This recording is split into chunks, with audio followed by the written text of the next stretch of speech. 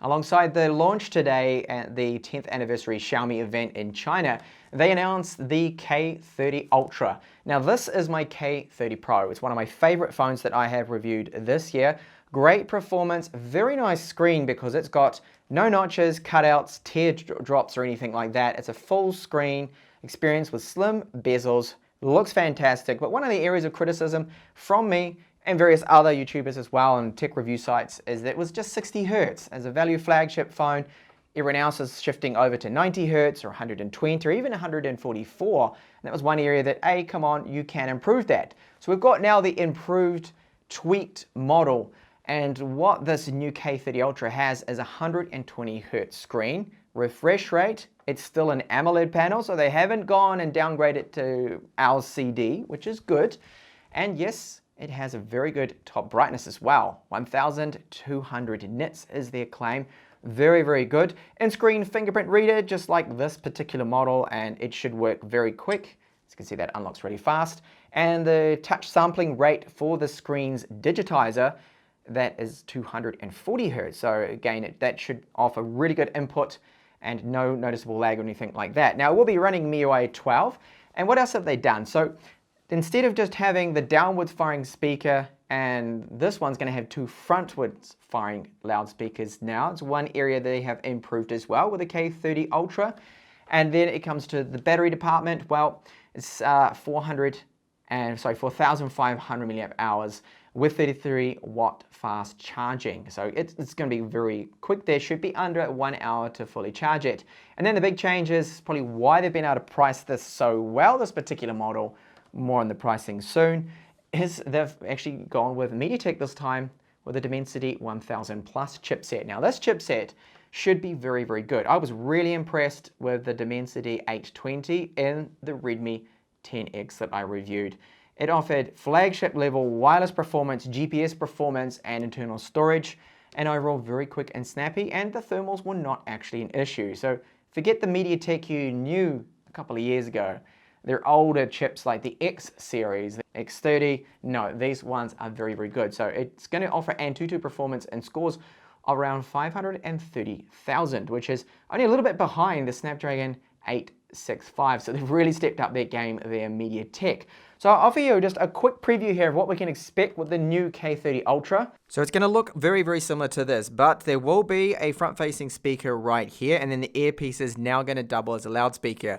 With the K30 Pro and the Poco F2 Pro, you don't have that. We don't have the dual loudspeakers, which is a shame, but it's actually a very good single downwards firing speaker. So build-wise, it's excellent, very slim bezels. It's going to have the same 6.67-inch AMOLED display here. This one has a maximum brightness of around about 1,000 nits, which is very good. But then on the K30 Ultra, well, that's going to get up to 1,200 nits, so slightly brighter, and it's perfect. This one I can make it out in direct sunlight without any problems whatsoever with this. So it is running MIUI 12, this one, and of course the K30 Ultra will have MIUI 12, and we get the nice animations in the background. And so far the performance has been, I think, a little bit actually quicker than MIUI 11, which is good. And you've got the option to have your apps drawer. Now, being a Chinese phone, if you're going to import it, there will be some and lots of apps in Chinese, and it's just one thing to bear with there, and no other additional languages. So the build, very good. Metal frame around the outside of this. It is reasonably slim, not bad. And down the bottom, of course, then we've got our Type-C port right here.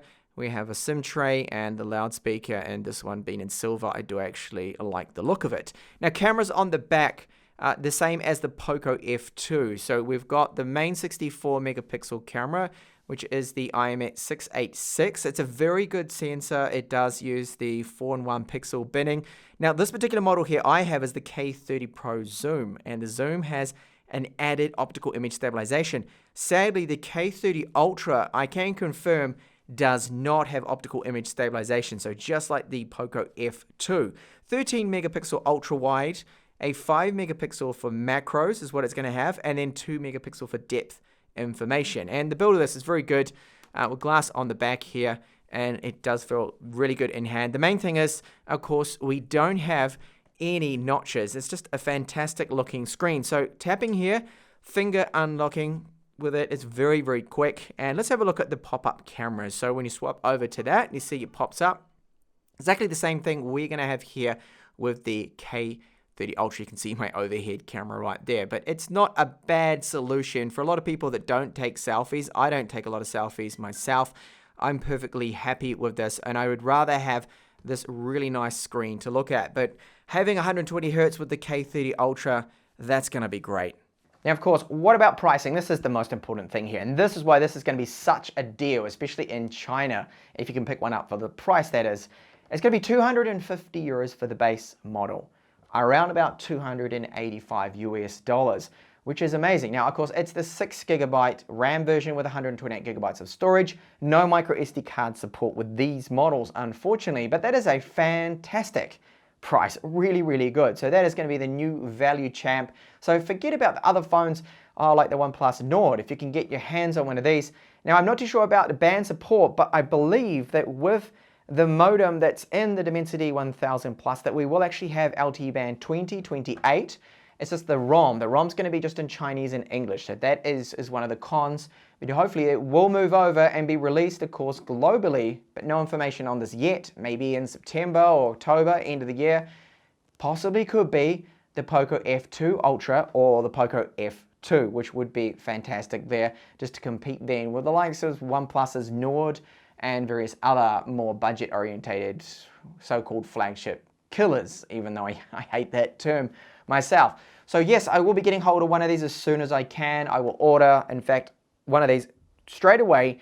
It's releasing in China on the 14th, I believe, of this month. So that's only just a few days away. It's this week, and hopefully it will ship then. So maybe next week or end of next week, I will have my hands on that and give you the full in-depth treatment. So thank you for watching this different little video from me. It's just more of a, well, an update.